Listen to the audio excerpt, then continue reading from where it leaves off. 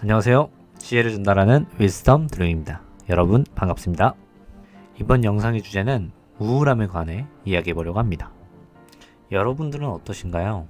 우울한 감정을 자주 느끼시는 편이신가요? 제 경우를 말씀드리면 저는 우울하고 무기력한 상태가 주기적으로 자주 찾아오는 편이었습니다. 주기는 대략 3개월에서 4개월에 한 번씩은 꼭 우울한 감정이 마음속에서 올라왔고, 우울한 날엔 하던 모든 것들이 무의미하게 느껴지고 무기력해져 만사가 다 귀찮아 아무것도 안하고 멍하니 하루를 보내곤 했습니다. 우울하고 무기력할 때 극복하려면 운동, 산책, 여행, 취미, 대화 등 활동적이거나 또는 몰입하거나 기분 전환할 수 있는 것들을 찾아서 행동하라고 살면서 들었던 다양한 극복 방법들이 생각나지만 그것들이 효과가 없다는 것이 아니라, 저는 우울하고 무기력할 때 그 감정을 극복하려는 의지 또는 힘이 생겨나지 않았습니다. 연락이 와도 받지 않고 잠적을 하거나 그냥 누워서 핸드폰을 종일 본다던가 잠만 자거나 술에 취해 있으면 나아지는 것 같아 술에 의존도 했습니다. 하지만 그것도 그 순간일 뿐 우울하고 무기력한 감정은 더욱더 증폭되고 마음의 균형을 못 잡는 제 자신이 더 불안하고 초조해졌습니다. 그리고 제가 점점 쓸모없는 인간이 되는 것 같아 부정적인 생각과 두려움은 커져만 갔습니다. 다행히 이 우울한 감정은 그리 오래가지 않았고 짧게는 일주일, 길어봐야 2주 안에 점점 우울하고 무기력하고 불안한 감정은 진정되었습니다.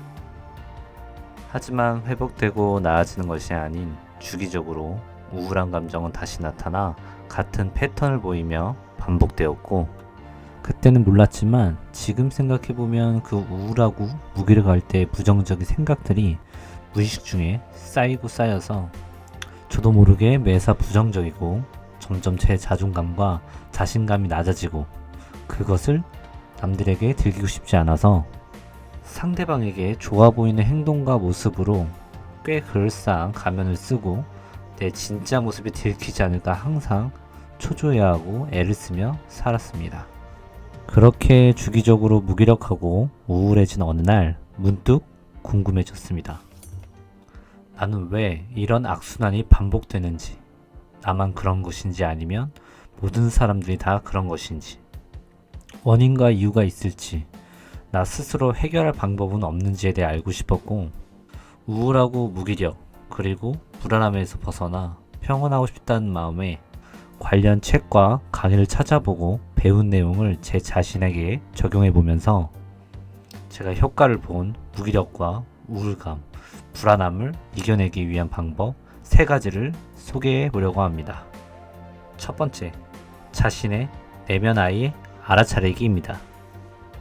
내면 아이란 어린 시절 어떤 경험을 통해 상처를 입었다면 이것이 몇 년 혹은 몇십 년 뒤에 지나친 스트레스 또는 비슷한 상황에 놓였을 때 그 당시의 상처의 기억이 무의식적으로 나와서 재발이 계속된다는 상담학 용어입니다. 이해를 돕고자 저희 내면 아이를 예를 들어 이야기해 보겠습니다. 저는 대략 8살 때부터 그림 그리는 것을 참 좋아했습니다. 미술 시간에 짝꿍 그리기나 학교 풍경 그리기를 하면 담임 선생님께서 칭찬도 많이 해주셔서 그림 그리기 자신감이 더욱 붙었습니다. 그래서 초등학교 때 저의 장래희망엔 항상 만화가 또는 화가였습니다. 그러던 어느 날은 TV를 보는데 만화가분들이 생활고에 시달린 내용을 담은 다큐멘터리를 부모님과 함께 보게 되었습니다. 그리고 부모님께서는 말씀하셨습니다. 그림은 취미로만 하고 공부를 더 열심히 해라. 안 그러면 저 아저씨들처럼 된단다 라고 말이죠. 당연히 성인 되고 마음 공부를 꾸준히 하고 있는 지금은 그렇게 생각하지 않고 부모님도 악의가 있는 말씀이 아니란 것을 잘 알고 있습니다. 하지만 그때 초등학생이었던 저에게는 상당한 충격이었고, 제가 좋아하는 것에 대한 확신이 없어지고 부끄러웠고 떳떳하지 못하고 자신감도 떨어졌습니다. 그리고 제 관심사라던가 기타 제 생각이나 의견, 속마음을 상대방에게 얘기를 하는 것이 두려워졌습니다. 이렇게 저도 모르는 사이 무의식에 자리 잡은 내면 아이가 지금도 제 감정에 영향을 끼친다는 사실을 마음 공부를 통해 알아차렸습니다. 이렇게 알아차리고 나니 마음이 한결 나아졌습니다. 그리고 제 안에 있는 내면 아이를 부정하고 틀렸다고 하는 것이 아닌 그때 그런 감정에 대한 응어리를 글로 하나씩 정리해보면서 내가 오해한 것은 풀고 이해해보려고 노력했습니다. 무의식에 있는 내면 아이를 진정으로 달래주고 알아줄 때 그 오래된 상처, 감정의 원인이 치유되는 것을 느꼈고 개인적으로 도움을 받았습니다. 자신의 감정이 자주 무기력하고 우울하거나 아니면 자주 욱하고 화가 나거나 등 나도 모르게 나오는 감정들이 자신을 괴롭게 한다면 혹시 무의식 속에 내면 아이가 있는지 노트와 펜을 가지고 내 감정이 어디서부터 오는지 생각해보고 자기 자신에게 의문점이나 질문을 제기하고 그것에 답변하는 시간을 가져보면서 글로 정리해 보았더니 저의 내면 아이를 다스리는데 큰 도움을 받았습니다. 이 글쓰기 방법을 관찰력이라고 하는데요. 이 글쓰기 방법은 세 번째에서 더 자세히 다뤄보도록 하겠습니다. 정리하자면 자기 자신조차 조절하기 어려운 감정에 휘둘리고 있다면 어린 시절 상처받은 내면 아이가 내 무의식 속에서 크게 자리 잡고 있는지 살펴보고 내 내면 아이를 부정하는 것이 아닌 공감과 이해 또는 인정과 알아줌으로써 진정으로 내 내면 아이를 달래주자입니다. 두 번째, 인간이 우울할 때 뇌 상태 이해하기. 뇌과학을 통해 15년간 우울증을 연구해 오신 알렉스 코브 박사님의 책 우울할 땐 뇌과학에서는 우울증을 이성뇌와 감정뇌의 의사소통 기능에 이상이 생긴 것이라고 말합니다. 이성뇌는 감정뇌를 조절하는 책임을 맡고 있는데 그 기능을 제대로 수행하지 못하면 그게 바로 우울증이라고 합니다. 그리고 이 책에선 뇌 부위들이 작동하고 의사소통하는 방식을 변화시켜 뇌가 우울증 상태에서 벗어나는 데 도움이 되는 과학적인 방법을 소개하고 있습니다. 책의 내용을 간략히 요약하면 이렇습니다. 사람의 뇌는 작은 신경세포인 뉴런이 수십억 개로 이루어져 있는데 이 뉴런들끼리 전기신호를 흘려보냄으로써 서로 끊임없이 대화를 주고받고 전기신호가 가지 끝에 도달하면 신경전달물질이라는 화학신호를 뿜어내면서 뉴런과 뉴런 사이의 공간, 즉 시냅스로 흘러들어가 다음 뉴런에 달라붙음으로써 정보를 전달한다고 합니다. 신경 전달 물질을 이해하기 편하게 단순히 정리하면 이렇습니다. 세로토닌, 의지력, 활동, 의욕, 기분을 향상시키는 신경 전달 물질. 노르에피네프린, 사고와 집중력, 스트레스 대처 능력을 증가시키는 신경 전달 물질. 도파민, 쾌락을 증가시키고 나쁜 습관을 고치는데 꼭 필요한 신경 전달 물질. 옥시토신, 신뢰감, 사랑, 연대감을 증진하고 불안을 떨어뜨리는 신경 전달 물질. 가바, 긴장을 풀어주고 불안을 감소시키는 신경 전달 물질. 멜라토닌, 수면의 질을 높이는 신경 전달 물질. 엔도르핀, 고통을 완화하고 고양된 감정을 안겨주는 신경 전달 물질. 엔도카나비노이드, 식욕을 증진하고 평온함과 안정감을 증가시키는 신경 전달 물질. 뇌가 제대로 기능을 수행하려면 이 신경 전달 물질들이 균형 있게 필요하다고 합니다.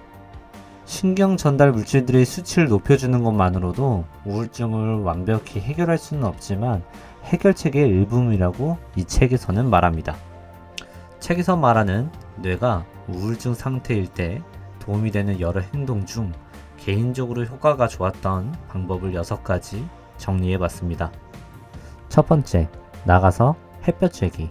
기분이 좋아지는 세로토닌과 수면에 도움을 주는 멜라토닌 분비 촉진에 도움을 준다고 합니다. 두 번째, 행복한 기억 떠올리기. 행복한 기억은 세로토닌을 증진시킨다고 합니다.